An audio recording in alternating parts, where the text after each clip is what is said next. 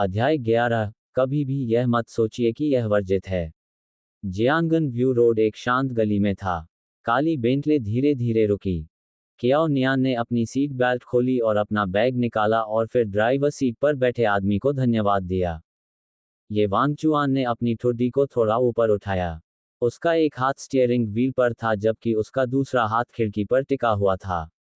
उसके कंगन के भूरे मोती उसकी गोरी कलाई पर उभरे हुए थे और वे लगभग एक शेर को वश में करने वाले लग रहे थे।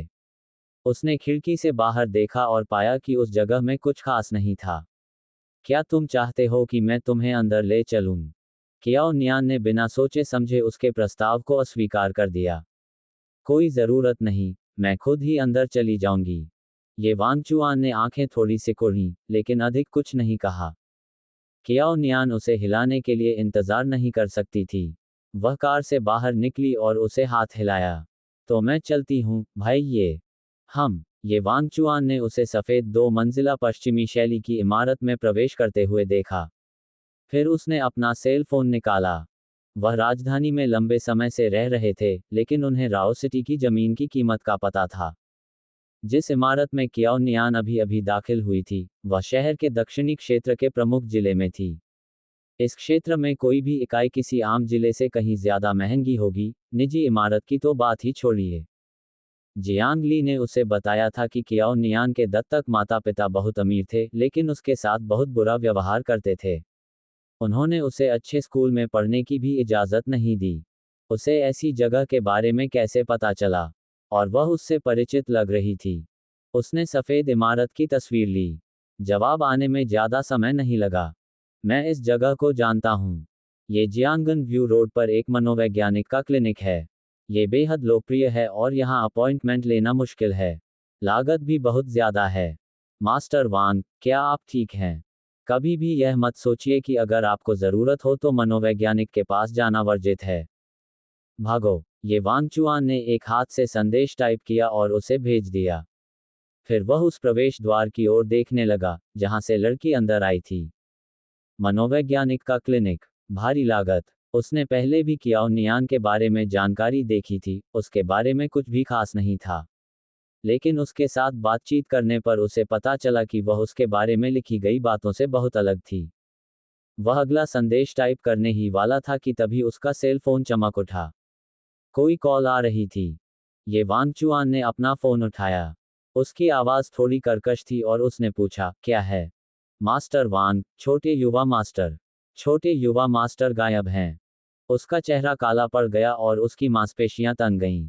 अब मनोवैज्ञानिक के क्लिनिक के मामले में उसकी हिम्मत नहीं बची थी। उसने कार स्टार्ट की और पूछा, तुम कहाँ हो? पीछे वाली बेंटले तेजी से गली से बाहर निकली। अध्याय 12। जब भी उसे छुआ जाता है, भड़क उठता है। क्लिनिक में कियाओ नियान बहुत ही परिचित तरीके से गलियारों से गुजरी। वह दफ्तर में गई और जो कुछ भी उसे चाहिए था, वह ले लिया। यहाँ मनोवैज्ञानिक आश्चर्यजनक रूप से युवा था। वह 20 के दशक की शुरुआत में लग रहा था। उसकी आंखें जियांगली से ज्यादा आकर्षक थीं और उसने अपने सफेद कोट के नीचे काले रंग की वी गर्दन वाली टी शर्ट पहन रखी थी।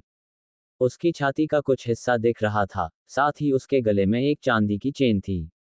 शुद्ध चांदी का हार चमक रहा था, यह बेहद आकर्षक था। लेकिन वह अपने शब्दों में बहुत मतलबी था।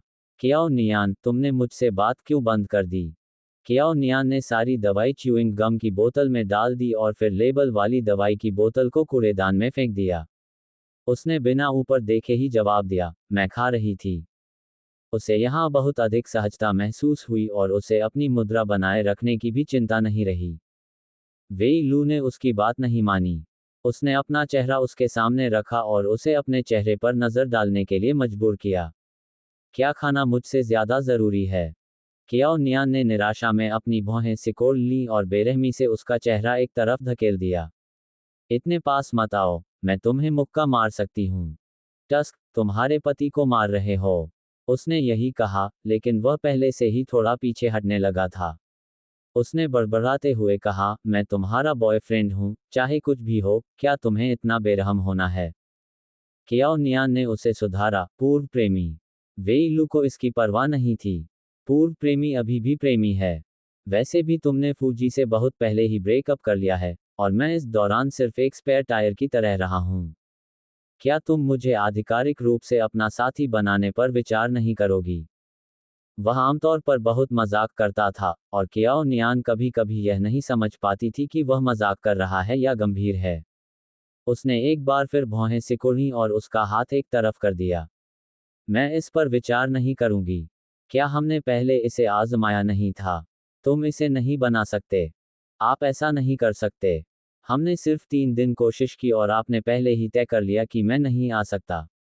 वेई लू को गुस्सा आ गया। उसका चेहरा काला पड़ गया और उसने अपना जबड़ा कसते हुए कहा, अगर तुम मेरे साथ इसे आजमाने को तैयार हो, तो तुम पाओगे कि मैं इसे कर सकता हूँ। उसे छोड़ने में केवल 3 दिन लगे। वह अभी तक उसका हाथ भी नहीं पकड़ पाया था और उसने पहले ही कह दिया था कि वह ऐसा नहीं कर सकता। अगर यह बात बाहर फैल गई तो ये कितना बड़ा मजाक होगा। मैं इतना अच्छा हूं कि तुम मुझे पापा कहोगे। कियाओ नियान ने क्रोधित आदमी की ओर देखा और बेपरवाही से कहा, नहीं, आप ऐसा नहीं कर सकते। लानत है। कियाओ नियान ने उसकी सारी बातों का खंडन किया, लेकिन फिर भी उसने अपनी बात कहने की कोशिश की। तुम्हारा क्या मतलब है कि मैं नहीं आ सकता? कियाओ नियान, तुम ही हो जो नहीं आ सकती, ठीक है। तुमने कहा कि तुम्हें कोई बहुत बड़ी बीमारी है। इस बारे में कि अगर कोई विपरीत लिंग का व्यक्ति तुम्हें छूता है तो तुम कितनी बेचैन हो जाती हो। मैंने राव सिटी के स्टार पुरुष वेश्या से भी कुछ पूछताछ की और उसने कहा कि उसने कभी किसी महिला के इस बीमारी से पीड़ित होने के बारे में नहीं सुना है। मैंने तुम्हारी बीमारी सिर्फ एक बार देखी है। कियाओ नियान उत्सुक थी। कहाँ? वेई लोऊ ने निष्ठाहीनता से मुस्कुराते हुए कहा, शुद्ध चेयरमैन मुझ पर फिदा हो गया। कियाओ नियान उलझन में थी। वेई लू ने उसके हाव भाव को देखा, कुछ हद तक ठंडा, कुछ हद तक उदासीन, लेकिन फिर भी मासूम। वह अपने गुस्से को कम होते हुए महसूस करने से खुद को नहीं रोक सका। उसने बर्फ के पानी का एक घूंट लिया और फिर एक पिचके हुए गुब्बारे से खेलने लगा। यह एक वेब उपन्यास है। यह कोई आश्चर्य की बात नहीं है कि आपने इसके बारे में नहीं सुना है। दृश्य बहुत ही ग्राफिक थे और विषय वस्तु अतिशयोक्तिपूर्ण थी। वह कहानी को दोबारा याद भी नहीं कर पाया। लेकिन किताब में मुख्य पुरुष किरदार की भी वही स्थिति थी जो कियाओ नियान की थी। वह किसी भी महिला के स्पर्श को बर्दाश्त नहीं कर सकता था और जब भी उसे ऐसा लगता तो वह भड़क उठता था। अध्याय 13, पहला सॉक पपेट गिर गया है। नियान ने पहले ही दवा रख ली थी। उसने इस विषय पर बात करना जारी नहीं रखा। इसके बजाय उसने चिंता में चेतावनी दी, आपको ऐसी दवा बहुत ज्यादा नहीं खानी चाहिए। अगर आपको रात में नींद नहीं आती है तो सिर्फ एक गोली लें, अन्यथा इसे बिल्कुल भी न लें। जरूर, ये पहली बार नहीं था जब कियाओ नियान ऐसी गोलियां खा रही थी। वह अच्छी तरह जानती थी कि यह सब क्या है और उसने आसानी से सहमति दे दी। वह जो चाहती थी उसे पाकर उसने अपना बैग उठाया और जाने के लिए तैयार हो गई। वेई लोऊ ने उसे रोका, तुम कहाँ जा रही हो? घर, कियाओ नियान ने सहजता से कहा। वेई लो ने भौहें सिकोड़ी।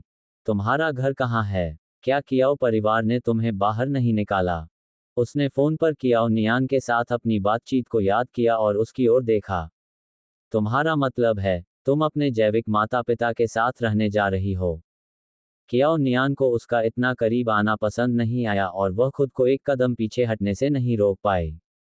फिर उसने स्वीकार किया, मम। वेई लू ने देखा कि वह थोड़ा पीछे की ओर लड़खड़ा गई थी। उसे बुरा लगा लेकिन वह असहाय भी था, इसलिए उसने बस ये दिखावा किया कि उसने इस पर ध्यान नहीं दिया। आखिरकार, आंखों से दूर, मन से दूर। तुमने पहले मुझसे बात करना बंद कर दिया क्योंकि तुम अपने जैविक रिश्तेदारों के साथ भोजन कर रही थी। तो तुम उनसे मिल चुकी हो? वे कैसे हैं? कियाओ नियान ने याद करते हुए कहा, मैंने उनसे बातचीत नहीं की, इसलिए मुझे यकीन नहीं है। मैंने सिर्फ अपने जैविक पिता को देखा है। ऐसा लगता है कि मेरी जैविक माँ का निधन हो गया है। मुझे कारण के बारे में यकीन नहीं है, लेकिन मैं पता लगाऊंगा। इसके अलावा, दादाजी मेरे साथ बहुत अच्छे हैं। दादाजी। वेई लू को उसके संबोधन के तरीके से पता चल गया था कि हालांकि वह अपने जैविक माता पिता को स्वीकार करने के लिए तैयार नहीं थी, लेकिन उसने अपने दादाजी को पहले ही स्वीकार कर लिया था। वेई लोगों का दिल बैठ गया और उसने बहुत गंभीरता से पूछा, आप यहीं रहकर अपनी पृष्ठभूमि के बारे में पता लगाने जा रहे हैं? कियाओ नियान को पता नहीं था कि वह हमेशा एक ही सवाल क्यों पूछ रहा था। लेकिन फिर भी उसने धैर्यपूर्वक सिर हिलाया। मम्मा, मुझे कम से कम अपनी जड़ों को तो जानना चाहिए, मैं कौन हूँ और कहाँ से आई हूँ। यह एक वैध कारण था। वेई लू उसे ले जाना चाहता था, लेकिन वह ऐसा नहीं कर सका। उसने अपनी भौहें सिकोड़ लीं। तो क्या तुम अपने जैविक पिता के साथ लोहे काउंटी जाने का इरादा रखती हो? कियाओ नियान ने कहा, वे राओ सिटी से हैं। वेई लू उलझन में लग रहा था। राओ सिटी? क्या तुमने नहीं कहा था कि तुम्हारे जैविक पिता लोहे काउंटी से थे? कियाओ नियान भी स्पष्ट नहीं हो सका। मैं विवरणों के बारे में बहुत निश्चित नहीं हूँ। कियाओ वेइमिन ने मुझे बताया कि वे लोहे काउंटी से हैं, लेकिन ऐसा लगता है कि वे वास्तव में नहीं हैं। आपके जैविक पिता का नाम क्या है? कियाओ नियान ने इस बारे में सोचा, लेकिन उसे याद नहीं आ रहा था। उसे इस तरह की पूछताछ बिल्कुल पसंद नहीं थी। उसने जवाब दिया, उसका अंतिम नाम जियांग है। जियांग? राव शहर में एक बहुत बड़ा जियांग परिवार था जो बहुत आगे बढ़ चुका था। इस परिवार की पुरानी पीढ़ियां राजधानी के ये परिवार के बहुत करीब थीं। वेई लोगों ने कियाओ नियान को अजीब नज़रों से देखा, लेकिन ज्यादा अक्लें न लगाने का फैसला किया। कियाओ नियान के जैविक पिता का उस परिवार से कोई लेना देना नहीं होना चाहिए। कियाओ नियान ने अपना सामान पैक कर लिया था। उसने अपने बैग से दवाइयों का एक जार निकाला और उसे उसकी ओर फेंक दिया।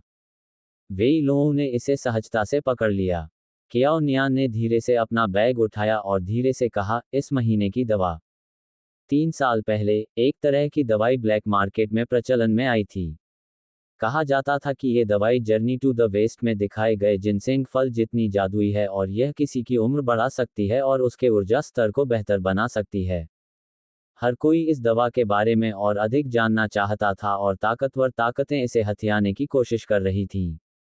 ब्लैक मार्केट में हर महीने नीलामी में ऐसी सिर्फ 3 गोलियां होती थीं और हर नीलामी में हंगामा होता था। फिर 3 गोलियां। वेई लू ने जार में रखी गोलियों को ध्यान से देखा।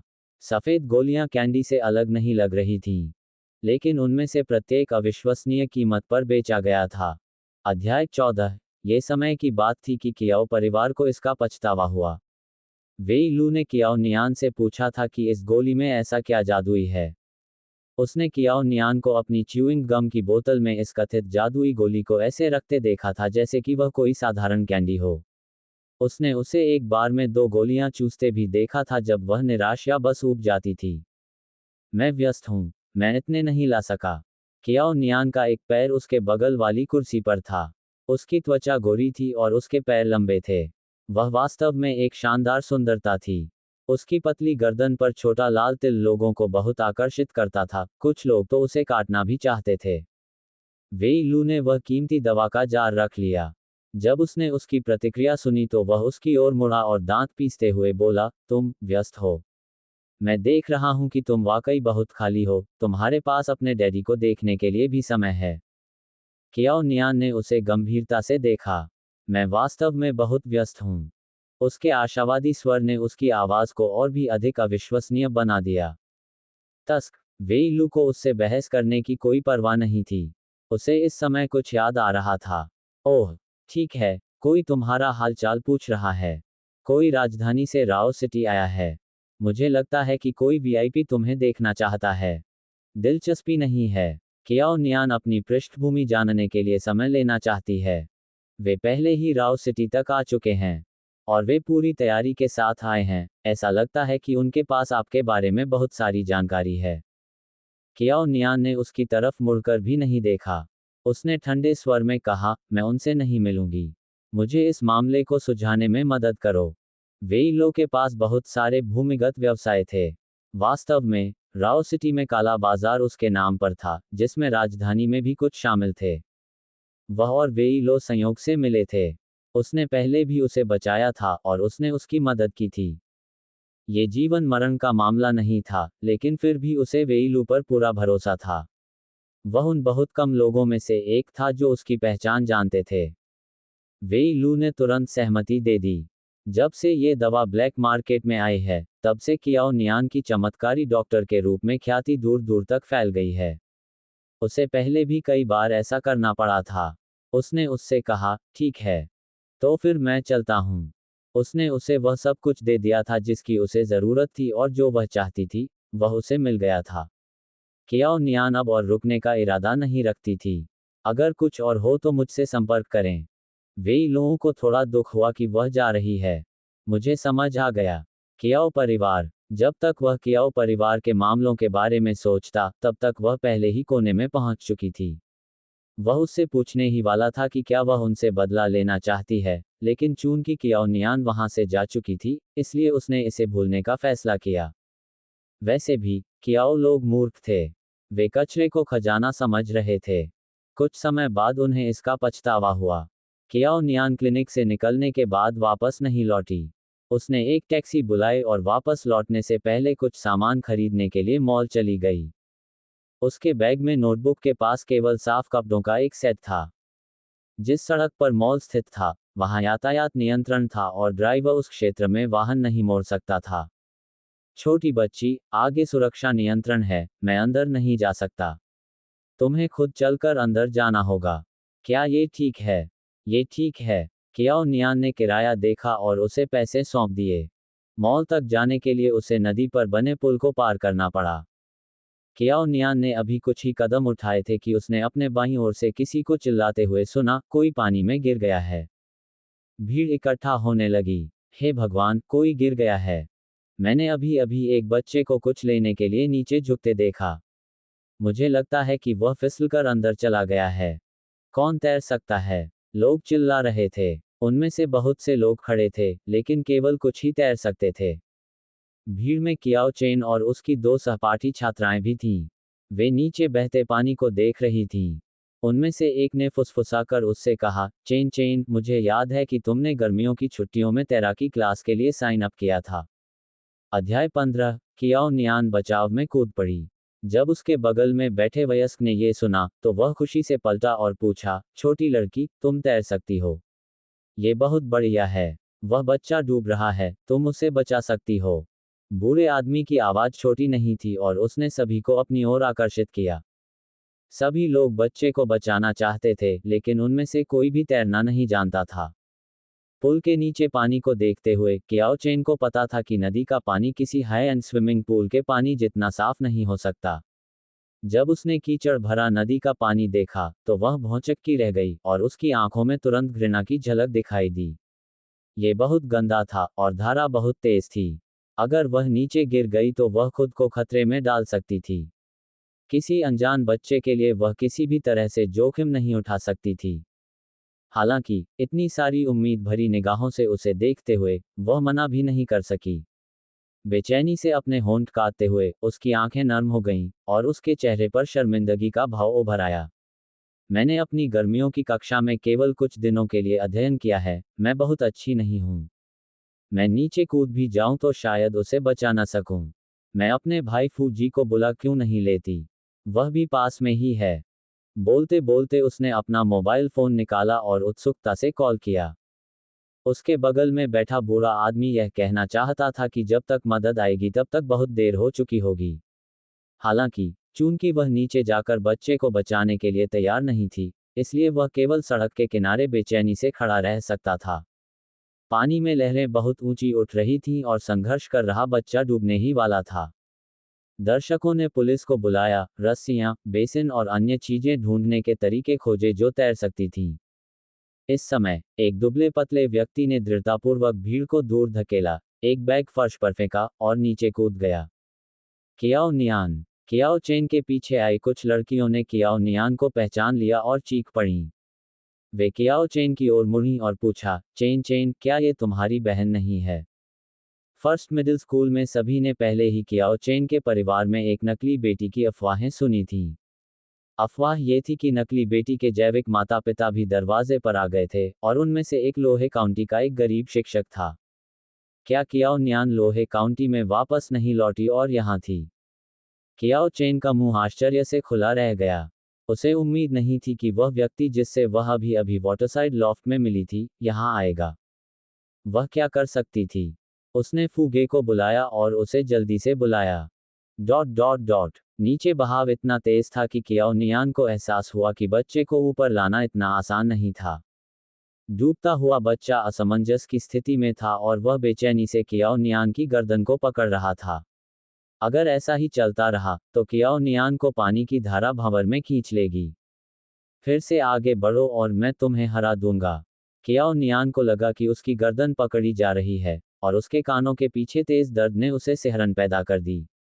वह पानी में घबराए हुए बच्चे को सांत्वना नहीं दे सकी और केवल अपने दांत पीसकर और धीमी आवाज में डांट कर कह सकी। बच्चे की आंखें गीली और काले रत्नों की तरह सुंदर थीं। मानो उसकी बातें सुनकर बच्चे की हरकतें कम हो गईं। उसका छोटा सा चेहरा कीचड़ भरे पानी से गंदा हो गया था, जिससे उसकी शक्ल छिप गई थी। कियाओ नियान ने उसकी धीमी चाल का फायदा उठाया और उसकी गर्दन के पिछले हिस्से पर एक जोरदार वार किया। ये सुनिश्चित करने के बाद कि वह बेहोश हो गया है, उसने उसके नर्म शरीर को एक हाथ में थामा और किनारे की ओर तैर गई। कई बार लहरें आई और वह उसे अपनी बाहों में खींचती हुई ले गई, यहां तक कि रास्ते में उसने नदी का पानी भी पिया। डॉट डॉट डॉट पुल के पास फूगे पहले पहुंचे। वह बेचैनी से भीड़ को पार करके तेजी से कियाओ चेन और उसके दोस्तों की तरफ बढ़ा। उसने उसकी बांह पकड़ी और उसे ऊपर से नीचे तक देखा, उसकी सुंदर सूरत चिंता में विकृत हो गई थी। चेन चेन, क्या तुम ठीक हो? कियाओ चेन ने शर्म से मुस्कुराते हुए अपना सिर हिलाया। मैं ठीक हूँ। फूगे ने राहत की सांस ली। यह अच्छी बात है। फिर उसने उसके दोस्तों का अभिवादन किया। नमस्ते, चेन चेन की देखभाल करने में मेरी मदद करने के लिए धन्यवाद। चलो आज रात साथ में खाना खाते हैं। कियाओ चेन के दो सहपाठियों ने तुरंत मुस्कुराते हुए वादा किया, धन्यवाद, सीनियर फूजी।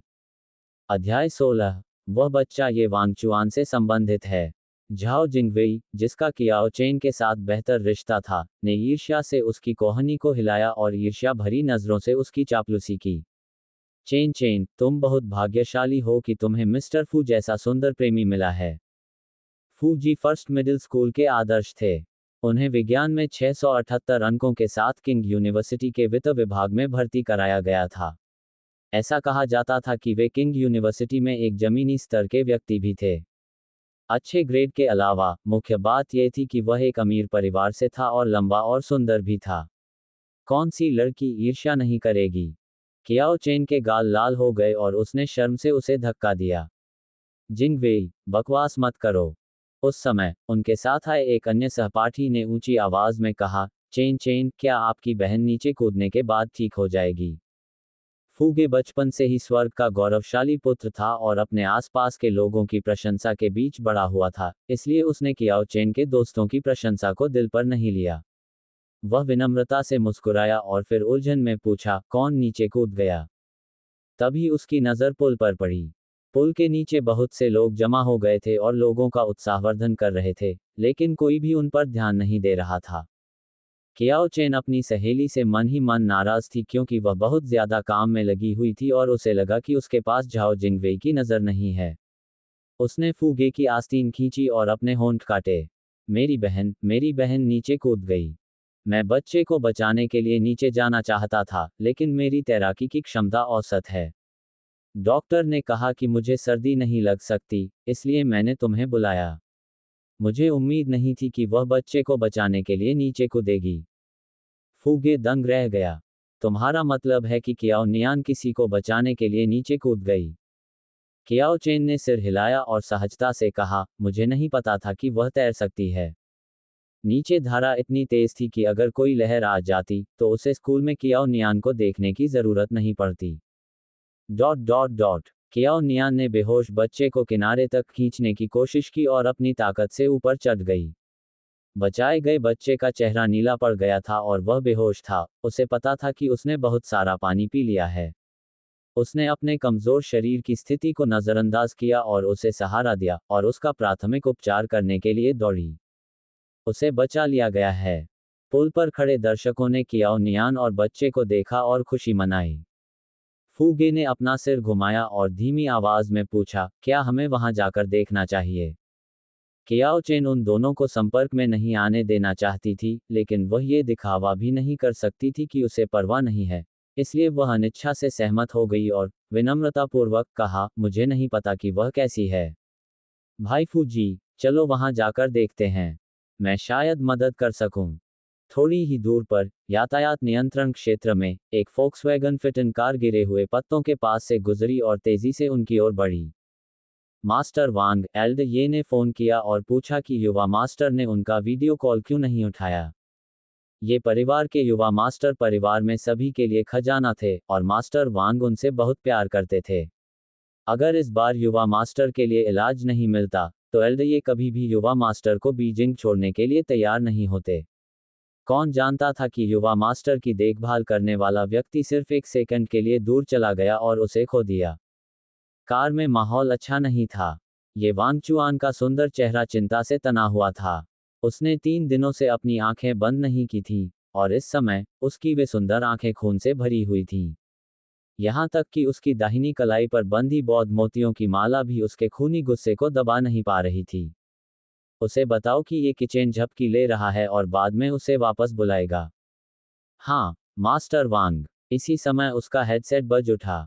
ये वांग चुआन ने एक हाथ स्टीयरिंग व्हील पर रखा और दूसरे हाथ से फोन उठाया। अरे, क्या तुम्हें पता चला कि वह कहाँ है? हाँ, जियांग ली को ये परिवार में ये किचेन की अहमियत पता थी और वह उन्हें सच कैसे बताए, यह नहीं जानता था। वांग चुआन, मैं तुम्हें सच बताऊंगा, लेकिन कृपया परेशान मत होना। ये वांग चुआन की आंखें खून से लथपथ थीं और उसके पतले होंठ बेहद ठंडे थे। बोलो। अध्याय 17। मृत व्यक्ति को बचाना नहीं चाहते। जियांग ली को पता था कि उसके साथ ऐसा ही होगा और उसने असहाय होकर कहा, वांगजियांग साउथ रोड के हिस्से पर लगे निगरानी कैमरों से पता चला कि वह कुछ लेने के लिए नदी में गिर गया था। वह कुछ मिनटों के लिए पहले ही नदी में गिर चुका है और वहां कोई निगरानी कैमरा नहीं है। मुझे विशिष्ट स्थिति के बारे में निश्चित नहीं है। चिंता न करें, मैंने पहले ही निकटतम अग्निशमन और बचाव दल को सूचित कर दिया है और उन्हें वहां पहुंचने के लिए कहा है। मैं भी वहां पहुंचने वाला हूं। काले रंग की फिटन अचानक रुक गई और लगभग सड़क के किनारे की हरित पट्टी से टकरा गई। ये वांग चुआन की आंखों के सामने रोशनी और छाया घनीभूत हो गई और उसकी सांसें रुक रुक कर चलने लगीं।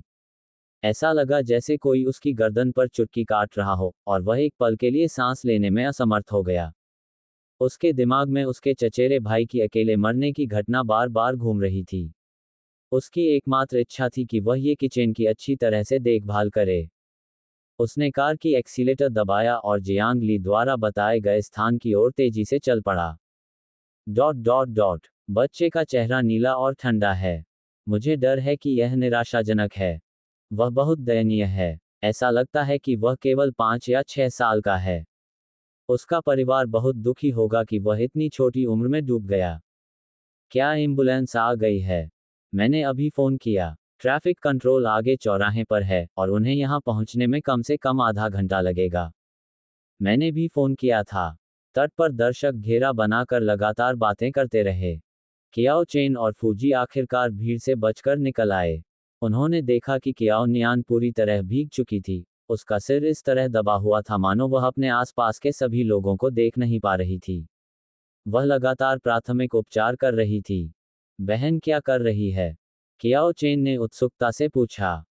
फूजी को यह देखकर थोड़ा आश्चर्य हुआ कि कियाओ नियान को प्राथमिक उपचार का ज्ञान था।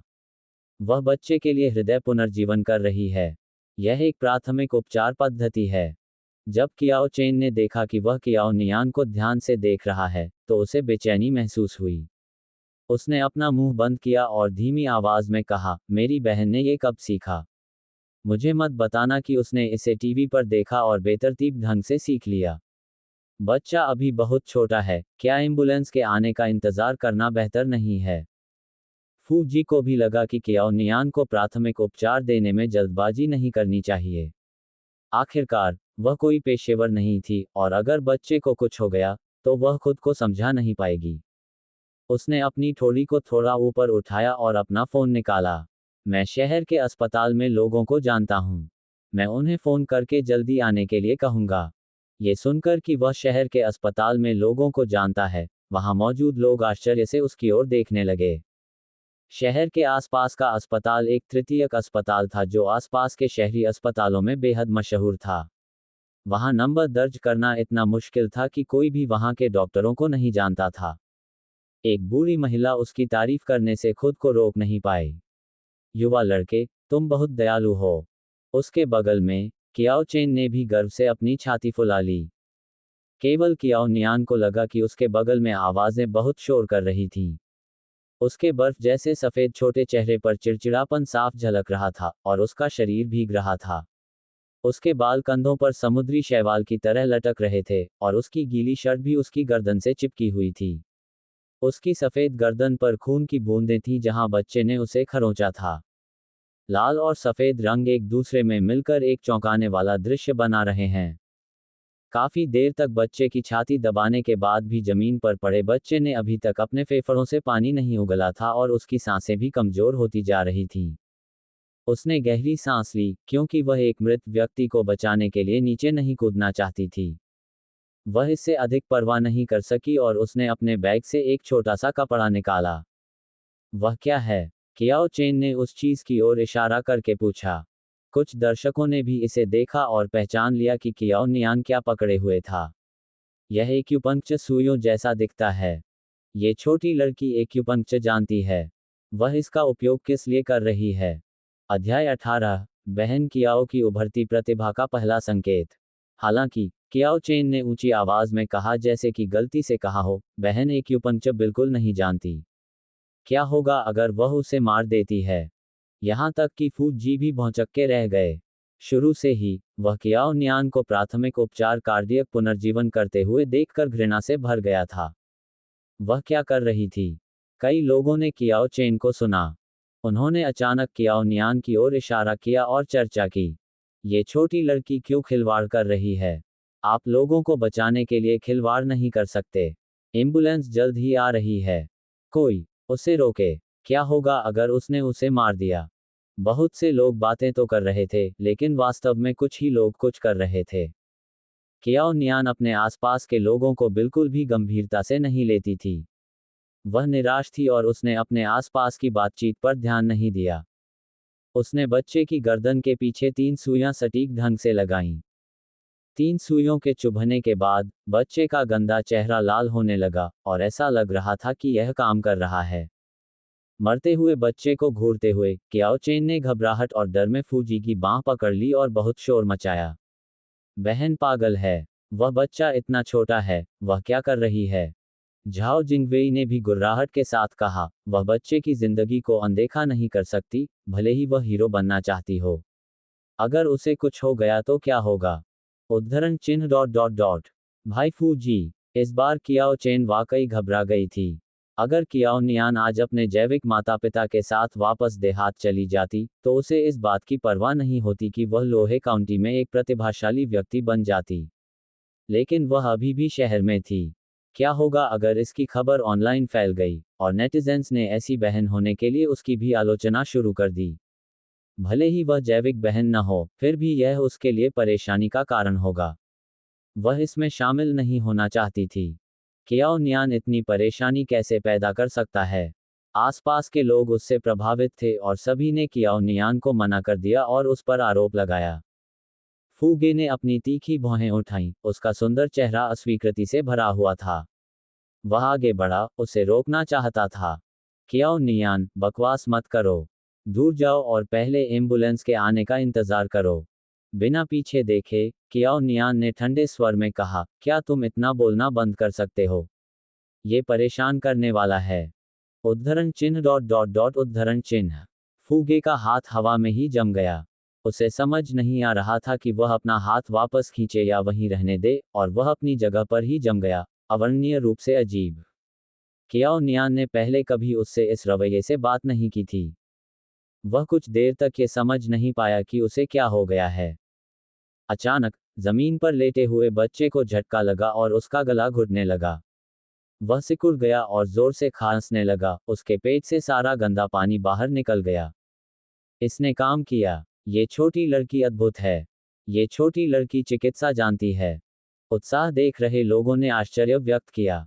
कियाओ चेन, झाओ जिंगवेई और अन्य लोग भी उतने ही हैरान थे, खासकर कियाओ चेन, जिसकी आंखें सदमे से चौड़ी हो गई थीं। उसे कभी नहीं पता था कि कियाओ नियान में एक क्षमता थी। लेकिन उत्साही चाचा जो शुरू से अंत तक देख रहे थे, उन्होंने कियान चेन और अन्य लोगों को अभी अभी व्यंग्यात्मक टिप्पणियां करते हुए सुना था, इसलिए वे खुद को सही तरीके से कहने से नहीं रोक पाए। छोटी लड़की, अगर तुम बच्चे को बचाने में मदद नहीं करना चाहती हो, तो भूल जाओ। लेकिन क्या तुमने फिर भी किनारे पर आग को हवा दी? तुम लोग किस स्कूल से हो? झाओ जिंगवेई ने जवाब दिया, हम तैरना नहीं जानते। बूढ़े ने दुखी होकर कहा, तुम्हारे आसपास के दोस्त तैरना जानते हैं, लेकिन मैं उन्हें बच्चे को बचाते हुए नहीं देख रहा हूं। तुम सब बस किनारे खड़े होकर व्यंग्यात्मक टिप्पणियां कर रहे थे। मेरा तोता भी तुम्हारे जितना नहीं बोलता। क्यों चेन बचपन से ही हमेशा बिगड़ रही है, और उसकी सेहत की वजह से हर कोई हमेशा उसके आगे झुक जाता था।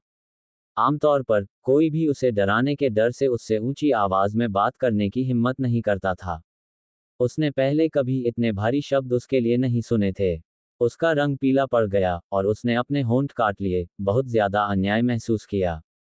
अफसोस की बात यह रही कि बूढ़ा आदमी उनकी बातों में नहीं आया। वह कुछ देर तक उन्हें डांटता रहा। अंत में, वह ये कहना नहीं भूले, मुझे नहीं पता कि बच्चे को बचाने वाली लड़की किस स्कूल से है, लेकिन वह एक अच्छी लड़की है।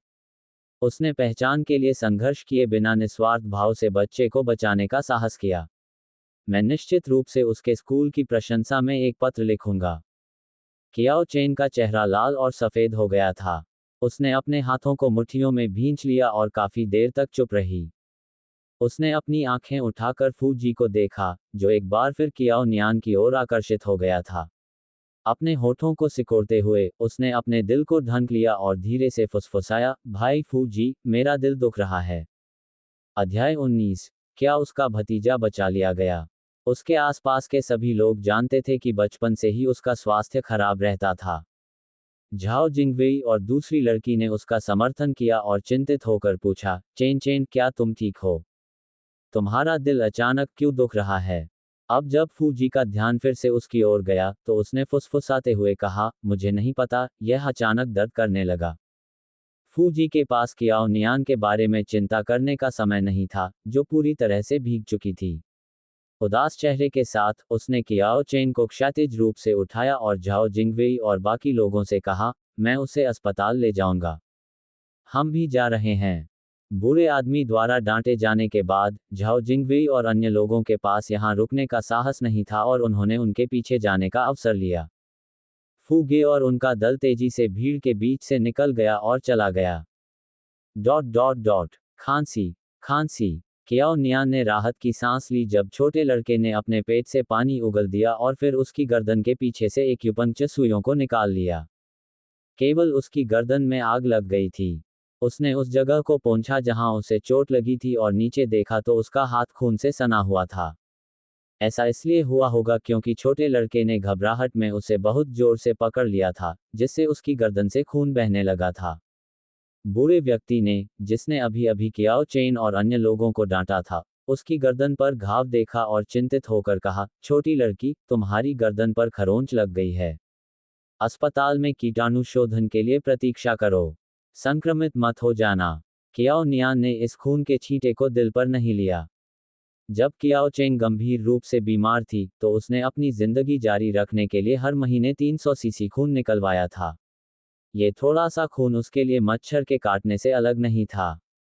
मैं ठीक हूँ। बूढ़ा आदमी अभी भी चिंतित था और बेचैनी से उसके पीछे गया और बोला, तुम्हें अस्पताल जाना चाहिए और डॉक्टर से अपनी जांच करवानी चाहिए। नदी का पानी गंदा है और तुम्हारी गर्दन में चोट लग गई है। अगर तुम्हें सूजन हो गई तो बहुत बुरा होगा। वैसे, छोटी बच्ची, क्या तुमने पहले चीनी चिकित्सा का अध्ययन किया है? मुझे लगता है कि तुम्हारे एक्यूपंक्चर कौशल परिष्कृत हैं, किसी नौसिखिए की तरह नहीं। तुम शायद अपनी उम्र में अभी कॉलेज में नहीं गई हो, है ना? क्या तुम्हारे परिवार में कोई चीनी चिकित्सा चिकित्सक है? शायद तुम्हारी दादी या दादाजी। उनकी पीढ़ी के लोग जो चीनी चिकित्सा जानते थे, उनका बहुत सम्मान किया जाता था और हर कोई उस पर विश्वास करता था। बाद में जब विज्ञान और प्रौद्योगिकी अधिक से अधिक उन्नत हो गई, और जब पश्चिमी चिकित्सा धीरे धीरे सभी के लिए पहली पसंद बन गई, तब चीनी चिकित्सा का पतन शुरू हुआ। उन्होंने कियाओ नियान को एक्यूपंक्चर का कुशलतापूर्वक उपयोग करते हुए देखा था और उन्हें ये जानने की जिज्ञासा थी कि इतनी कम उम्र के बावजूद वह ये कैसे जानती है। उद्धरण चिन्ह डॉट डॉट डॉट। नहीं, मैंने बस यूं ही ऐसा कर दिया। ये सिर्फ अच्छी किस्मत थी। उसके कानों में लगातार भिनभिनाने की आवाज आ रही थी। सिर में दर्द महसूस करते हुए, कियाओ नियान ने अपने बैग से टिश्यू पेपर निकाला और अपनी गर्दन से खून पोंछा। फिर उसने बिना सोचे समझे बूढ़े आदमी को दूर कर दिया।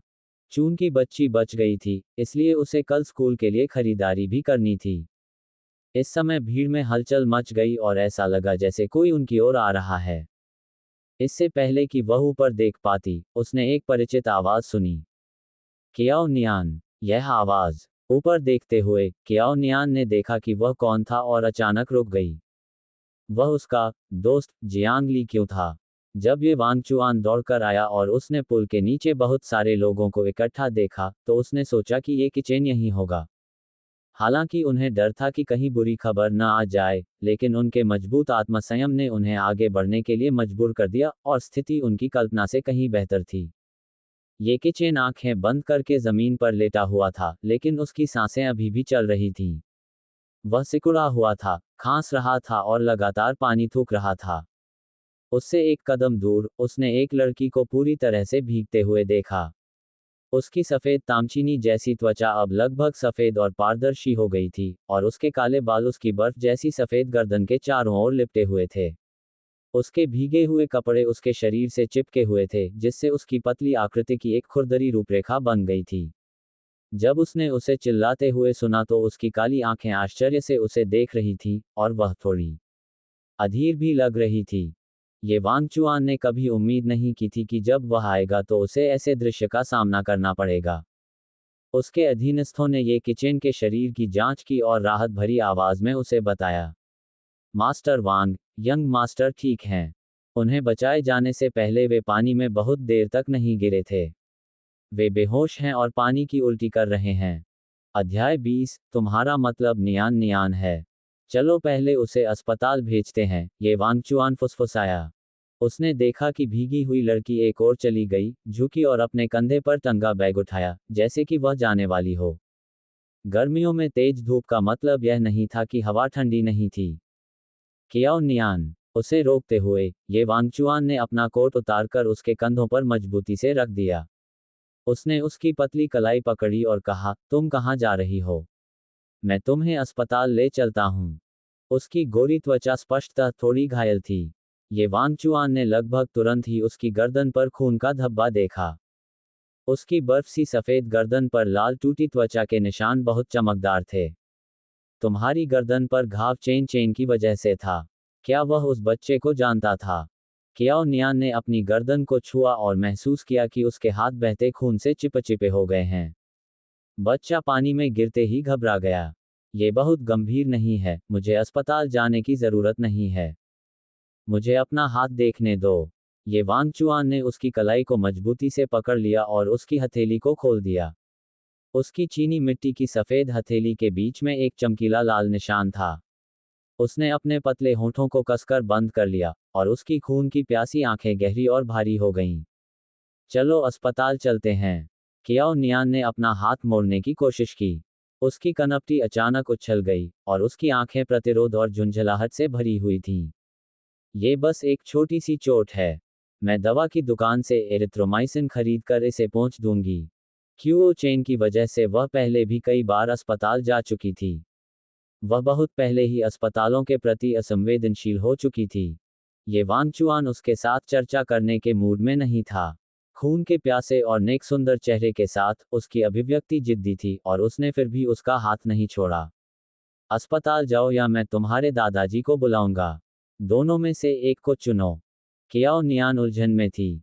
उसके साथ क्या गलत था? जियांग ली भी भीड़ से दूर भाग गया। माफ करें, मुझे जाने दीजिए। भीड़ से आगे निकलने के बाद, उसने एक नज़र में भीड़ के बीच एक आदमी को खड़ा देखा। इस समय, वह आदमी एक लड़की की कलाई पकड़े हुए था। लड़की की गोरी त्वचा स्पष्ट रूप से दिखाई दे रही थी, और उसके सुंदर पैर पतले और सीधे थे। उसका पहनावा थोड़ा जाना पहचाना लग रहा था, जैसे उसने इसे पहले कहीं देखा हो। पास जाकर उसने तुरंत उस नाजुक और अधीर छोटे चेहरे को पहचान लिया। उसकी आड़ू के फूल जैसी आंखें आश्चर्य से भर गईं और उसने अचानक कहा, नियन नियान, तुम यहाँ क्यों हो? कियाओ नियान को भी उम्मीद नहीं थी कि वह यहाँ होगा। सिरदर्द के अलावा, उसे अपने पेट के निचले हिस्से में भी हल्का दर्द महसूस हुआ। उसे आश्चर्य हुआ कि क्या वह बहुत देर तक पानी में रही होगी। आज क्या हो रहा था? क्या आज जब वह बाहर गई थी तो उसने अपना राशिफल नहीं पढ़ा था? मास्टर वांग। जियांग ली ने ये वांगचुआन का अभिवादन किया, फिर अपना ध्यान कियाओ नियान पर केंद्रित किया। जब उसने देखा कि उसके पूरे शरीर पर पानी टपक रहा है, तो उसका चेहरा पीला पड़ गया और वह अचानक चिंतित हो गया। क्या हुआ? नियान नियान क्यों भीग गई है? उसकी गर्दन भी घायल हो गई है। बकवास। जियांगली को समझ नहीं आया। सौभाग्य से ओल्ड मास्टर और उसके पिता वहां नहीं थे, अन्यथा वे कियाओ नियान को इस तरह देखकर निश्चित रूप से उसे मार डालते। उसने चारों ओर देखा और ये वांग चुआन से पूछा, मास्टर वांग, किचन कहाँ है? अगर ये किचन पानी में गिर गया था, तो वह जल्दी में क्यों नहीं था? जिस व्यक्ति को उसने पकड़ा हुआ था, उसे संघर्ष करते हुए महसूस करते हुए, ये वांगचुआन की आंखें गहरी हो गईं, और उसने चुपचाप उसका हाथ छोड़ दिया। मैंने उसे अस्पताल भेज दिया है, उसने असाधारण शालीनता के साथ कहा। क्या वह ठीक है? जियांग ली बहुत घबराया हुआ था। ये परिवार का छोटा पूर्वज पूरे परिवार का खजाना था। अगर उसके साथ कोई बड़ी घटना नहीं घटी तो कोई बात नहीं, लेकिन अगर कुछ हुआ तो पूरा शहर ही उलट पुलट हो जाएगा। ये वांगचुआन ने लापरवाही से बगल की ओर देखा, लेकिन कियाओ नियान उसकी आंखों में आक्रामकता महसूस कर सकती थी। वह उदास हो गई और उसे पेट में और भी अधिक दर्द महसूस हुआ। कोई रास्ता नहीं, उसका मासिक धर्म आ रहा था। वह ठीक है। कियाओ नियान ने उसे समय पर बचा लिया और प्राथमिक उपचार दिया। ये वांगचुआन ने शांत स्वर में कहा, उसकी आवाज मधुर और चुंबकीय थी।